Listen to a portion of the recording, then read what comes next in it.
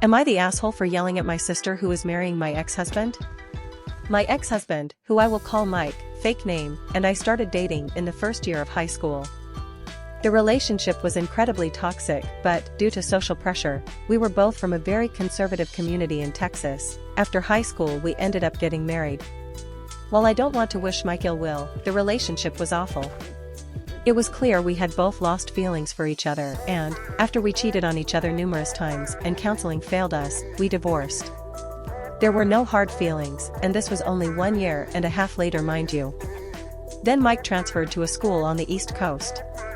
A year later, my little sister got admitted into an equally great school in the same state as Mike. Now at the time, this just didn't register in my brain, but their schools were incredibly close to each other.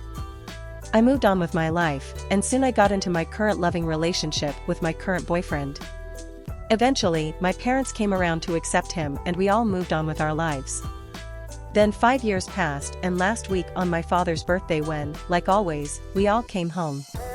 This time however, my sister brought her longtime boyfriend, who none of us had seen, or knew anything about, but all of us knew existed. Mike, clarification, I did not know it was my ex-husband, all I knew is that she had been dating someone for a long time.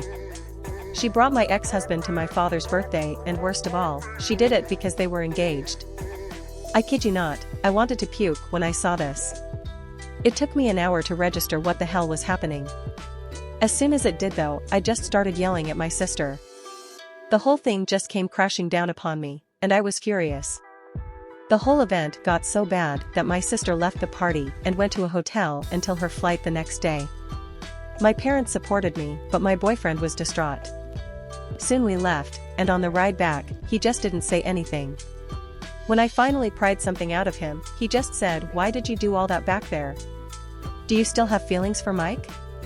After an hour of explaining, he eventually said, "Then what was the point of all that? It's been 5 years since you two dated.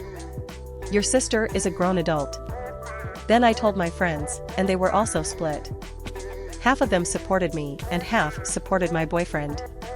Edit, I did manage to show him my perspective eventually, and we are fine, don't worry, it isn't about Mike, he understands that, it's about my sister.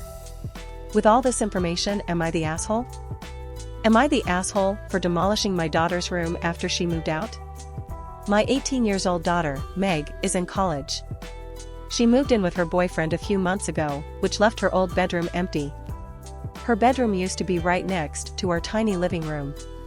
To make our tiny living room into a normal-sized living room, we knocked out my daughter's room's wall, refloored the space and fixed the walls. Now it looks like the bedroom was never there and we have a spacious living room. When my daughter came home to visit and saw that her room was gone, she made a huge deal about it.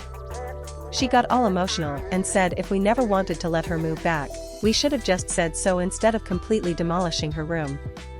I told her that if anything happens and she needs to move back, we will welcome her and she could sleep on the couch as long as she wants. But she accused us of wanting to get rid of her forever and for her to never visit us since we got rid of her room so fast, only a few months after she moved out, and we should have waited longer. Am I the asshole for not waiting longer with the renovation? Am I the asshole for inviting my father to my wedding but not my mother? I, 29F, have had no contact with my mother, 70F, for 5 years now. Her and my father, 71M, are still together. I am getting married this summer. It is a small wedding, basically an elopement with an after-party picnic. No wedding dress, no cake, just a pavilion in the park, and we live in a state where we can do a quicker self-uniting wedding, meaning no one needs to officiate. The party will be made up of my fiancé's extended family and my friends. My brother, 26M, is invited. The rest of my extended family is not, as none of them have spoken to me since I moved out of my parents' house at 22. My brother will get invited to things, but I'm not. I'm just basically not part of the family. Not disliked or anything, just people forget about me. I don't anticipate any of them will care at all about not being invited. To sum it up, my mother is a POS and ex/possibly current drug addict. She has been in therapy for years, but nothing has helped. She is incredibly toxic and I still have nightmares to this day about being trapped at home with her. My only specification for a college was that it was hours away so she couldn't visit. If she showed up to my wedding, it would not only ruin the day because of the traumatic response I would have in reaction to seeing her, but because there's no way she wouldn't cause a scene. She has been kicked out of multiple weddings before. That aside, I love my dad. Other than sticking with my mom, he's a great guy. He's the one who raised my brother and I, cooking, cleaning, taking us to sports practice, helping with homework, keeping a roof over our head, etc.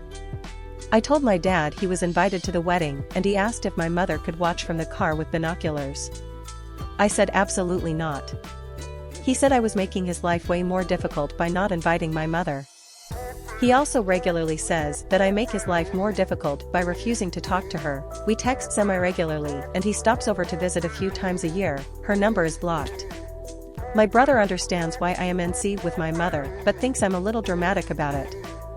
However, because of his gender, our experiences growing up were very different. Am I the asshole for inviting my father, but not my mother? I understand that I am telling him to choose between his daughter and his wife for one day, but also I am emotionally prepared for him to not choose me. He's not a man who likes conflict, so I know I'm putting him in a hard spot, but also I want to give him the chance to be there rather than not inviting either parent.